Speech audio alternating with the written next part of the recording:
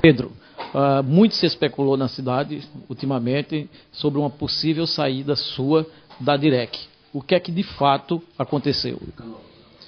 Olha, quando eu estava em Teixeira de Freitas, por ocasião da caravana que aconteceu lá, a segunda etapa da caravana, que aconteceu simultaneamente em Teixeira de Freitas e depois em Eunápolis.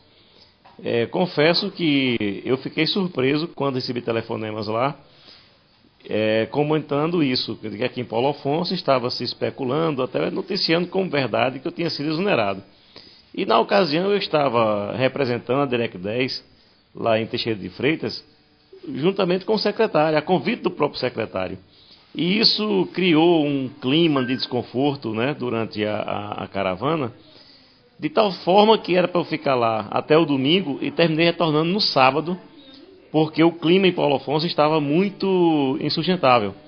E eu vim para cá justamente para dar uma acalmada e dizer que, que aquilo ali tratava-se de uma mentira, né, de uma fofoca que tinham jogado na imprensa, obviamente com o sentido claro de minar a minha administração. Pedro, e agora você resolveu se demitir, o que foi que aconteceu? Lá mesmo, em Teixeira de Freitas, quando eu soube dos episódios, e muitos telefonemas, que eram vários telefonemas, de pessoas da comunidade, de lideranças, né, preocupadas com esse tipo de comentários, lá mesmo eu cheguei para o secretário e pedi para sair. Disse a ele que quando chegasse em Paulo Afonso, ia fazer um ofício pedindo para ser exonerado. Mas o secretário não aceitou, disse que eu voltasse, que procurasse saber de onde estava vindo esse tipo de comentários, porque ele considerava e considera o meu trabalho um dos melhores que acontece na Bahia. Isso ele disse tranquilamente. Então, por conta do próprio secretário que pediu que eu tivesse calma e permanecesse no cargo, eu fiquei.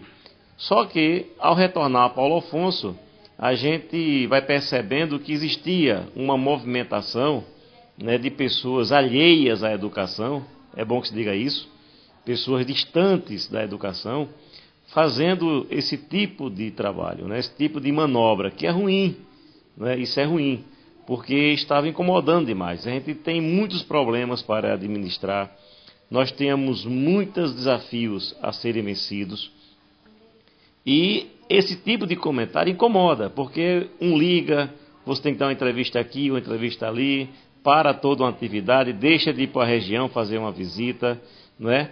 Porque a 10ª região são 11 municípios que estão em torno daqui do centro, Paulo Afonso. Então você precisa estar em constante movimento, em constante contato com esses municípios, porque os problemas são grandes, são muitos.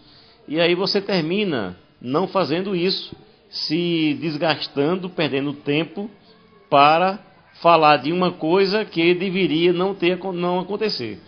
Então eu vinha já maturando essa possibilidade de pedir para sair.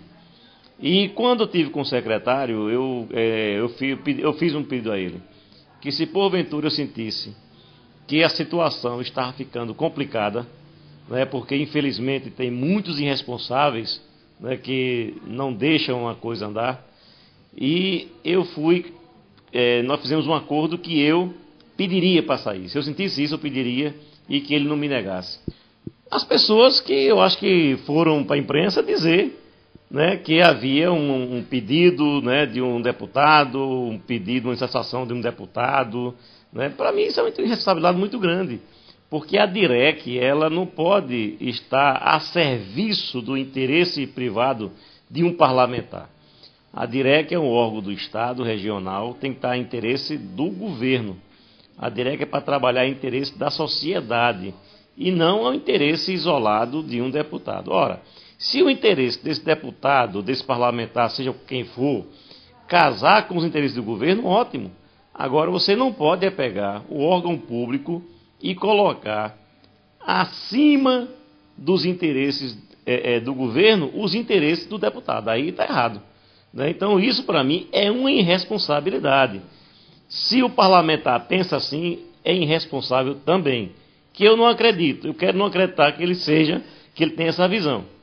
Mas se tiver, é de uma irresponsabilidade parlamentar que o povo deve analisar direitinho e saber se vai ou não acreditar a ele o seu voto.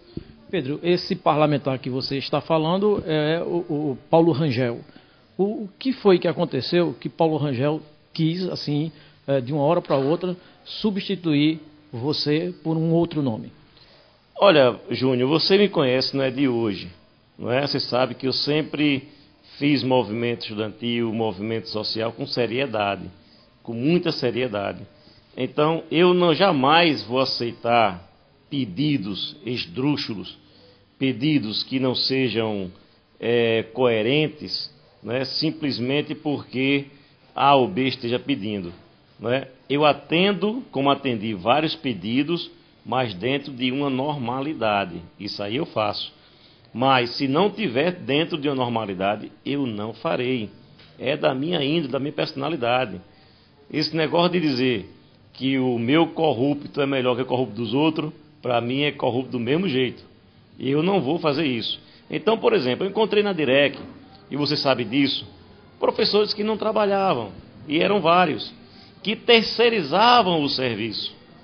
Isso é ilegal, porque o Estado contratou o professor, aquele professor para dar aula, e não o primo dele, o filho dele, o irmão do vizinho, o vizinho. Não foi isso. Porque imagine você, acontece um problema em sala de aula, com essa pessoa que não tem vínculo legal com o Estado, e um aluno ou ele mesmo se envolve num acidente. Quem é que será o responsável por isso? Quem autorizou. Então, eu constatei essa realidade, e isso foi um dos fatos que causou um certo frisson dentro da categoria, porque todo mundo falava, mas ninguém fazia nada. Quando eu resolvi fazer, logicamente, as pessoas afetadas por isso começaram a fazer críticas, mas eu estava ciente que daquele caminho eu não ia me desviar.